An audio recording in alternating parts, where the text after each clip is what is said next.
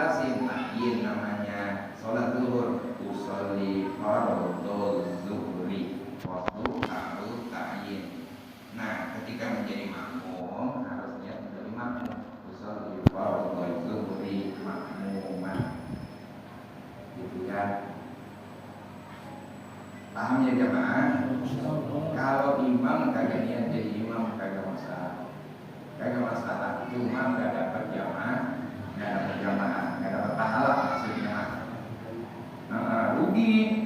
Kemudian wa idza lam yanwi shahat sholatuhu munfaridan, apabila imam tidak niat menjadi imam, shahat sah sholatuhu, sholatnya tetap sah, munfaridan tapi dalam keadaan sendiri. Artinya imam gak dapat pahala jamaah, status dia sholat sendiri.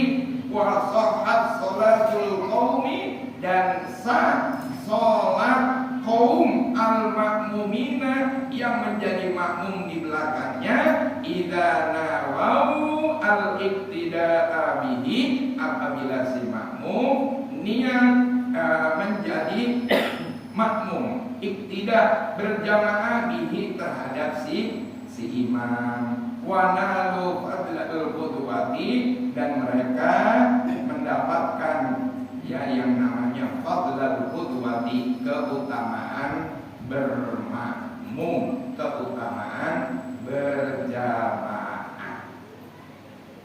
Kemudian fa in tarakal makmumu hadhihi niyyata, apabila makmum meninggalkan niat yang seperti ini, niat menjadi makmum ditinggalkan tuh, au syakka, atau ragu-ragu, fiha, di dalam niat berjamaah, wa tabahu, dan ia tetap mengikuti imam, fi fa'lin, pada satu pekerjaan dalam sholat, perbuatan dalam sholat, au salamin, atau salam, ba'da tidhari kathirin, setelah lama ya, setelah intidhar menunggu kathirin yang panjang, lil mutaba'ati, untuk bermakmum mengikuti imam, batalat sholatuhu, maka batal sholatnya.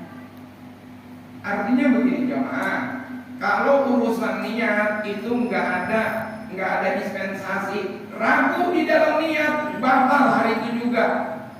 Kalau memang dia ragu ya, dia masih bertahan tabahu, makmum tetap mengikuti imam pada satu perbuatan atau salam, dan tidorin kadirin, setelah menunggu yang panjang, makmum udah lama, udah batalat sholatuhu, batal sholatnya.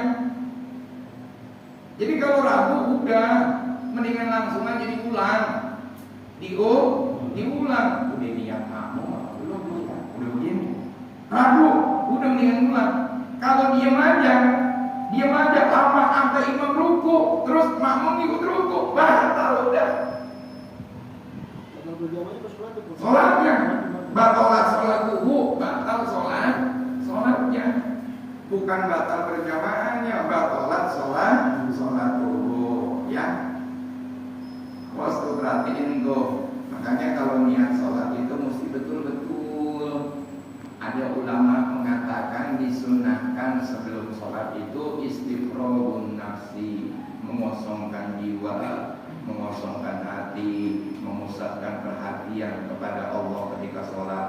Rabbi a'udzu bika min hamazatis syayatin wa a'udzu bika rabbi an yahdurun. Baca qul a'udzu birabbin nas, kalau orang tarekat bacanya ilahi anta masudi wa billahi.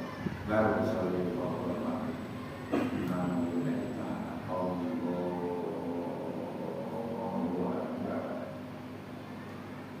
ketika takbiratul ihram juga memanjangkan lafzul jalalah, itu jangan sampai lebih dari 6 harokat.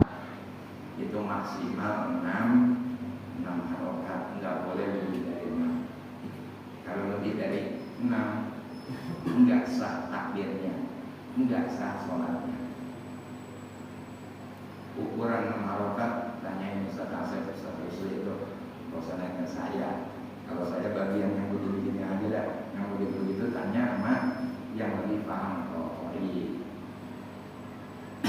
Kemudian jamaah yang dirahmati Allah Subhanahu wa taala, ukurannya apa? Ukurannya mengamalkan itu apa? Ukurannya apa? Detik ya, ketukan. Ya, detik ya. Ya detik ya berarti ya. Bisa dibilang detik ya kalau ketukan itu.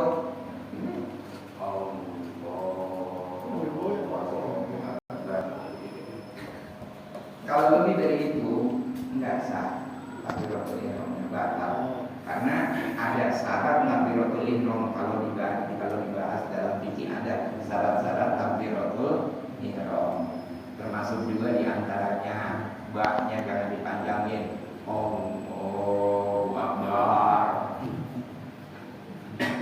Sebab kalau akbar baknya dipanjangin itu maknanya qoblun kabirun, beduk yang gede, gendang yang gede, yang satu lubang, yang belakangnya nggak ada, depannya doang, belakangnya nggak ada.